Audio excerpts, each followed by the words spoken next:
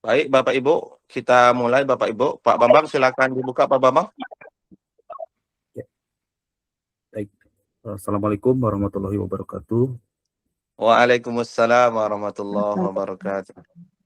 Insyaallah pada malam hari ini kita akan melakukan review sebuah artikel akademik yang berjudul The Role of Islamic Banks to Support Halal Industry in Indonesia sebagai tugas UAS pada mata kuliah aspek kepatuhan dan audit syariah LKS Lembaga Keuangan Syariah pada program Magister Ekonomi Syariah di Institut Agama Islam SEBI. Insya Allah yang akan mempresentasikan pada kegiatan ini adalah saya sendiri, Bambang Sumantri, kemudian Bapak Muhammad Hadapi dan Ibu Nunung Nurhayati. Selanjutnya kepada Pak Muhammad Hadapi dipersilakan untuk menyampaikan review artikel tersebut. Baik, bismillahirrahmanirrahim. Assalamualaikum warahmatullahi wabarakatuh. Waalaikumsalam.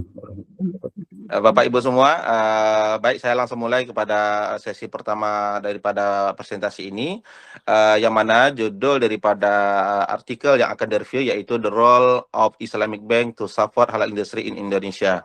Baik, dalam review ini terbagi pada 8 bagian. Nah, yang pertama adalah tentang identitas jurnal, yang kedua latar belakang, ketiga tujuan dan teori, kemudian keempat metodologi, yang kelima temuan dan hasil, yang keenam tren masa depan, yang ketujuh analisis kritis, kemudian kedelapan adalah kesimpulan. Baik Bapak Ibu, kita mulai kepada bagian yang pertama.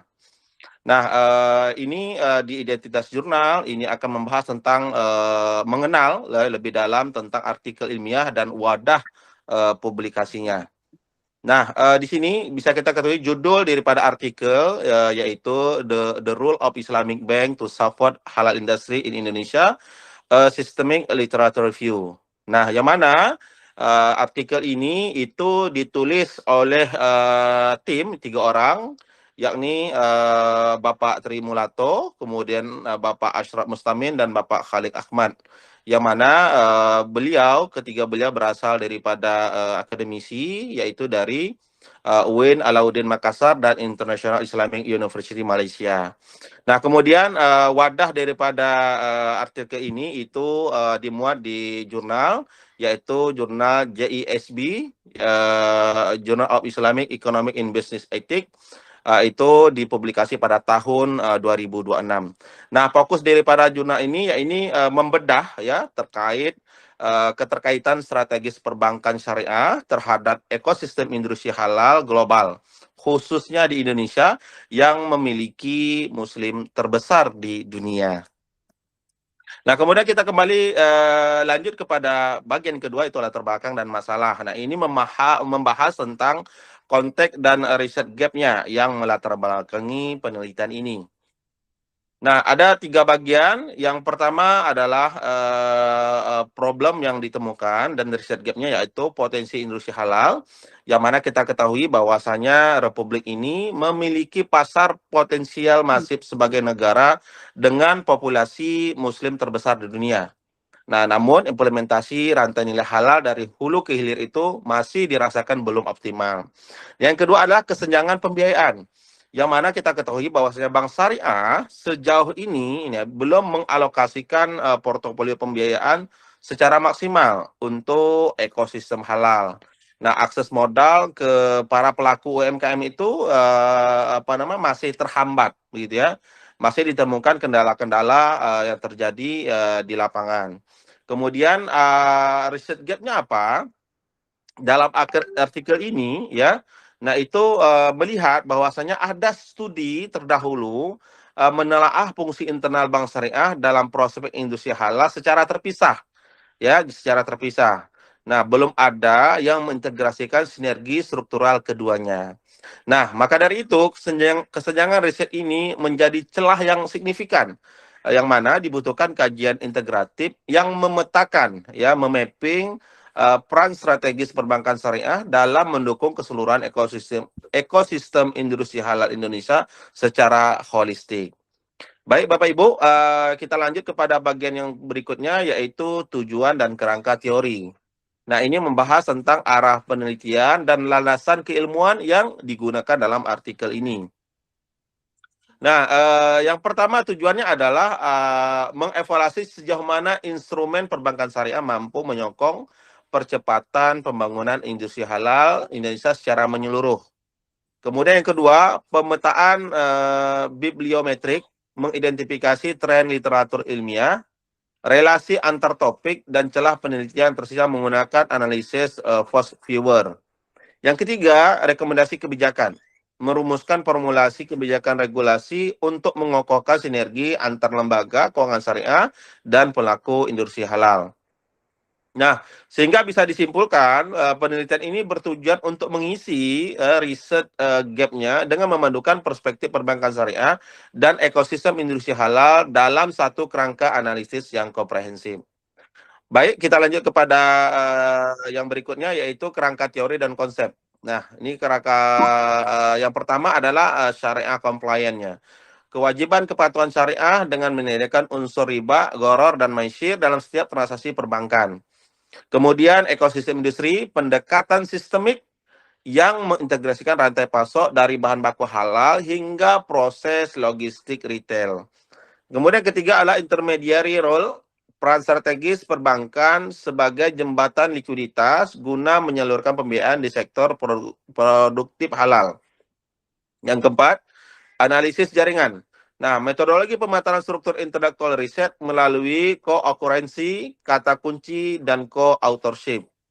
Nah, kerangka berpikirnya ya ini, keempat pilar teori ini, nah itu membentuk fondasi analitis untuk memahami ya bagaimana perbankan syariah itu beroperasi secara enable ya dalam ekosistem industri halal. Bukan sekedar menyediakan modal, melainkan merupakan mitra strategis yang memastikan ya seluruh rantai nilai berjalan sesuai dengan prinsip-prinsip syariah.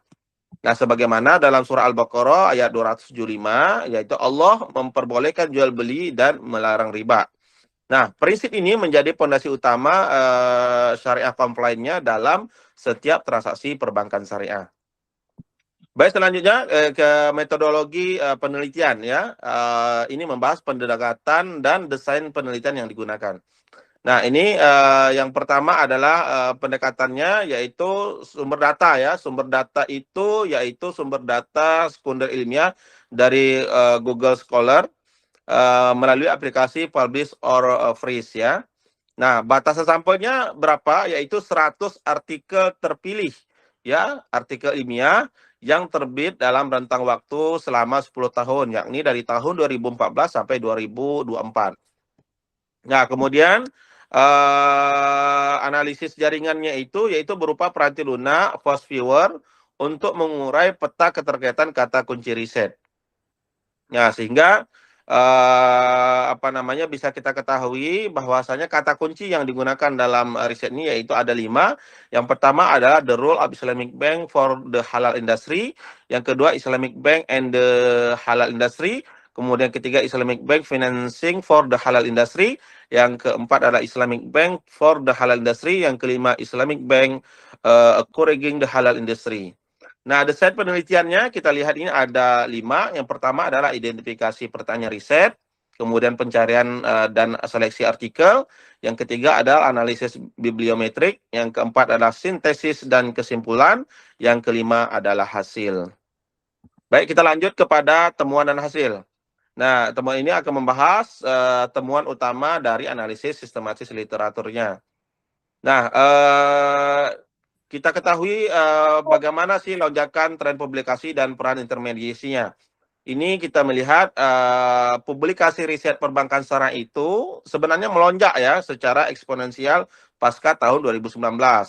Hal ini merupakan dampak langsung dari dirilisnya Master Plan Ekonomi Syariah Indonesia 2019-2024 oleh pemerintah. Lonjakan ini menunjukkan meningkatnya awareness ya, kepedulian ya daripada insight akademik dan kebijakan terhadap peran strategis perbankan syariah dalam perekonomian nasional. Nah, peran intermediasi yang krusial. Nah, kita ketahui bahwasanya perbankan syariah terbukti ya memegang peran intermediasi yang krusial dengan menyalurkan modal kerja dan pembiayaan investasi kepada pelaku UMKM guna mendukung rantai suplai halal nasional. Bank Syariah berfungsi sebagai katalis yang menghubungkan ya sisi permintaan penawaran dalam ekosistem halal. Jadi ada keseimbangan atau ada hubungan yang erat dari segi demand dan supply-nya. Nah, kemudian berapa sih artikel yang apa namanya yang dilakukan apa namanya proses analisa, yaitu 100 artikel ya, prodi studinya itu 2014-2024 ya, selama 10 tahun, kemudian sumber datanya dari Google Scholar. Oke, baik Bapak Ibu, kita lanjut kepada kolaborasi riset dan isu dominan ya. Oke, berdasarkan pemetaan Fast Viewer, jejaring kolaborasi penelitian di Indonesia masih didominasi oleh klaster-klaster kecil lokal yang terisolasi. Belum terwujud integrasi kemitraan riset berskala nasional yang solid dan inklusif. Penelitian masih bersifat fragmented tanpa sinergi dan institusi. Nah, kemudian ada dominasi isu kepatuhan syariah juga ya, ada isu syariah compliance-nya, yang mana penegakan kepatuhan syariah dan komitmen penghindaran transaksi riba tetap menjadi center of gravity dari perdebatan ilmiah di sektor keuangan syariah. Isu ini mendominasi peta penelitian sebagai fondasi utama yang tidak dapat dikompromikan. Nah, implementasi untuk auditnya seperti apa? Nah, diketahui bahwasannya fragmentasi kolaborasi riset dan dominasi isu kepatuhan menunjukkan perlunya ada standarisasi audit syariah nasional yang dapat menjadi landasan penelitian berikutnya dan memperkuat fungsi dan peran Dewan Pengawas Syariah. Baik, Yang keenam adalah tren masa depan. baik, kalau Pak Hadapi Ya. untuk tren masa depan, insya Allah akan dibahas oleh Ibu Nunung ya, Pak. Oh, baik Bu Nunung. Baik, selanjutnya saya persilakan kepada Bu Nunung. Silakan, Terima Bu Nunung. kasih Pak Bambang. Baik Bapak Ibu semuanya, kita lanjut kepada tren masa depan. Proyeksi arah riset perbankan syariah dan industri halal tahun 2025 sampai dengan tahun 2029. Ada 4 fase tren riset masa depan. Fase yang pertama di sini atau fase dasar, di sini adalah fokus dominan riset terdahulu berkutat pada akses modal dan penyusunan regulasi hulu. Sedangkan fase digital di sini adalah Islamic Fintech, merupakan integrasi teknologi finansial syariah dan digitalisasi proses pembiayaan. Lalu ada fase integrasi, yaitu halal traceability, yaitu pemanfaatan blockchain guna menelusuri rantai jaminan kehalalan produk real time. Lalu fase berkelanjutan adalah ESG dan green finance. Di sini adalah penerapan nilai keberlanjutan dan lingkungan dalam perbankan syariah modern.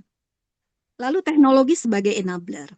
Dengan adanya satu integrasi Islamic Fintech dan blockchain, ini akan merevolusi transparansi dan efisiensi dalam ekosistem halal yang memungkinkan traceability end-to-end yang sebetulnya tidak mungkin.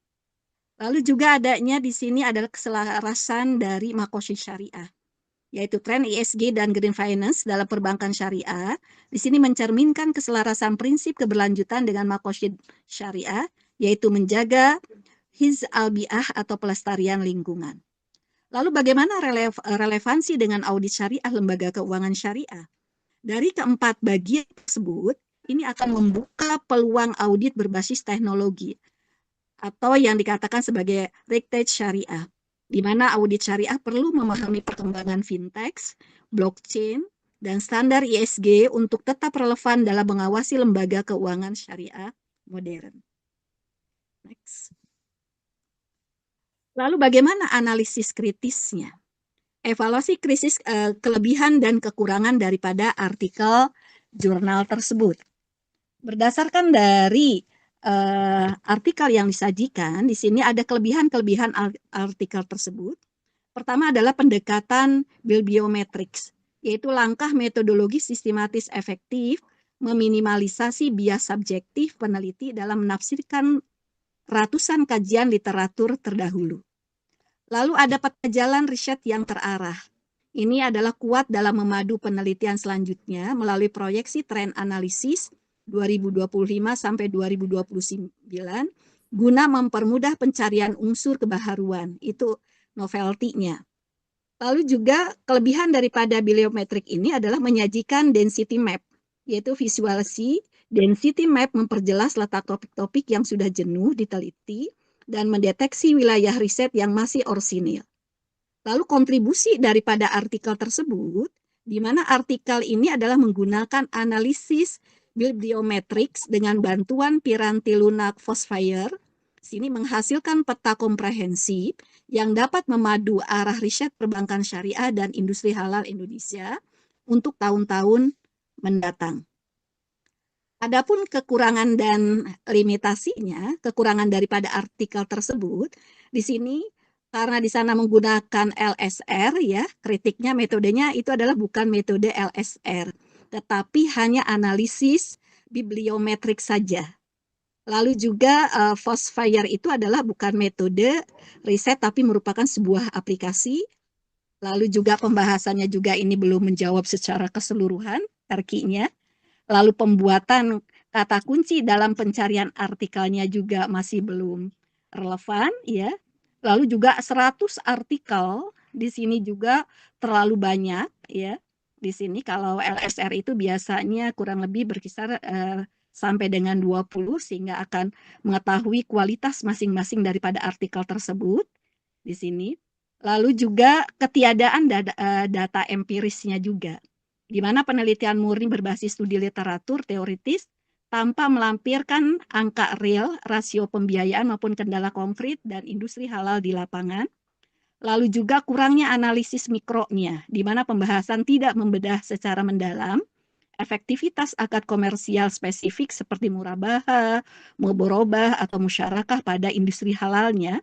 Lalu juga batasan basic datanya, di sini sampel itu hanya bersumber dari Google Scholars saja, sehingga di sini akan beresiko mengabaikan publikasi bereputasi tinggi yang terindeks ketat, yaitu di Scopus maupun WOS. Sehingga ada rekomendasi perbaikan, di mana penelitian yang akan datang itu disarankan melengkapi LSR dengan data empirik lapangan, memperluas basis data ke Scopus maupun WOS, dan melakukan analisis mikro terhadap efektivitas akad syariah secara spesifik. Baik, terima kasih Bu Nunung. Bang Mbak Angga. Baik, terima kasih Pak Hadapi dan Ibu Nunung ya, atas pemaparan yang sangat luar biasa. Jadi saya akan menambahkan insya Allah berkenaan dengan analisis kritis ya, dengan kita melihat langsung artikelnya begitu.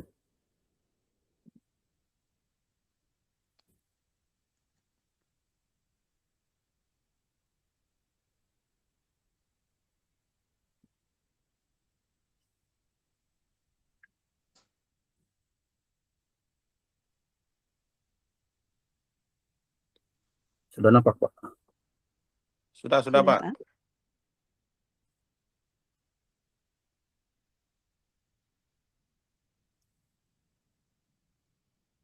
Baik, kita lihat apa namanya artikel asli dari apa yang kita bahas, kita review. Yang pertama ini judul, kita tulis The Role of Islamic Banks to Support Halal Industry in Indonesia, a Systematic Literature Review. Jadi di sini Systematic Literature Review dicantumkan sebagai sebuah metode ya. Kemudian kita lihat di metode penelitian,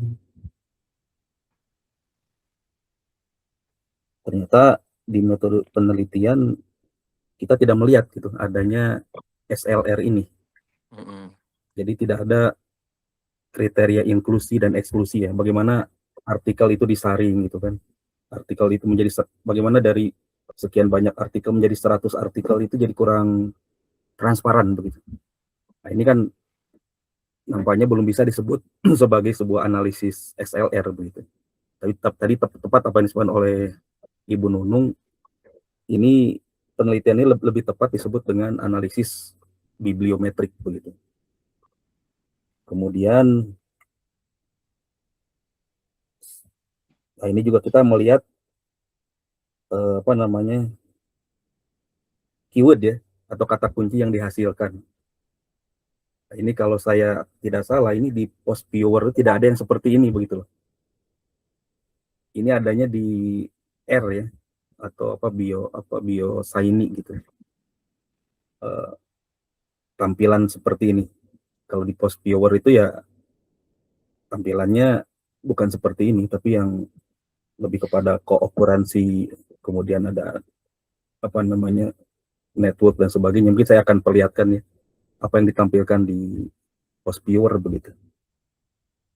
Nampaknya itu yang dapat saya sampaikan. Kita ke satu lagi ya, kita akan lihat isi dari post viewer ya, sehingga kita akan melihat bahwa nampaknya di artikel ini ada tadi metode yang kurang transparan, kemudian software yang nampaknya kurang tepat ini kalau kita disebut dengan menggunakan post viewer gitu ya. Coba kita lihat post viewer gitu. Nampaknya saya belum bisa menampilkan ya apa namanya tampilan dari post viewer, tapi yang jelas bahwa tampilan dari post viewer tidak seperti itu. Ini nampaknya perlu diperbaiki oleh peneliti juga, terutama juga pelajaran bagi kita agar nampaknya ya integritas sebagai peneliti juga harus apa namanya kita pegang teguh. Nampaknya demikian. Mungkin ada tambahan dari Pak Hadapi atau Ibu Nunung berkenaan dengan hal ini. Ya, tadi nampaknya 100 artikel pun tidak dipaparkan ya Pak Bambang ya. Yang mana saja yang 100 artikel itu ya. Jadi kita nggak tahu yang mana aja artikel yang dimaksud dari rentang waktu 10 tahun itu ya. Nah, betul. Memang sih untuk bibliometrik memang tidak ada kewajiban menampilkan 100 artikel gitu ya. Tapi kalau SLR itu tadi seperti Ibu Nunung paling 15 atau 20 artikel itu harus transparan disebutkan artikel mana. Dan harus dikaji juga satu persatu gitu Pak, gitu ya. Sehingga kita dapat membedakan antara satu artikel yang satu dengan artikel yang lain, dan kita akan melihat seandainya kualitas daripada artikel masing-masing gitu. Biasanya begitu kalau menggunakan SLR. Betul. Ya. Nampaknya cukup Pak ya, Pak Hadapi dari Ibu Nunung presentasi kita malam hari ini. Cukup Pak. Mudah-mudahan bermanfaat Pak, apa menjadi kesimpulan dan masukan kita ya Pak ya untuk artikel ini Pak. Baik, sekali lagi saya sebagai moderator mohon maaf bila ada kekurangan. Kami kelompok 5, saya Bambang Sumantri, Bapak Hadapi dan Ibu Nunung mengucapkan terima kasih kepada Pak dosen, Pak Sepki sebagai pengampu mata kuliah, kemudian juga untuk teman-teman sekalian. Mari kita tutup pertemuan kita dengan membaca hamdalah dan doa akhir majelis. Alhamdulillahirrabbilalamin, subhanakallahumma bihamdika, asyhadu an la ilaha illa anta, astaghfiruka wa atubu ilaik. Assalamualaikum warahmatullahi wabarakatuh. Waalaikumsalam warahmatullahi wabarakatuh.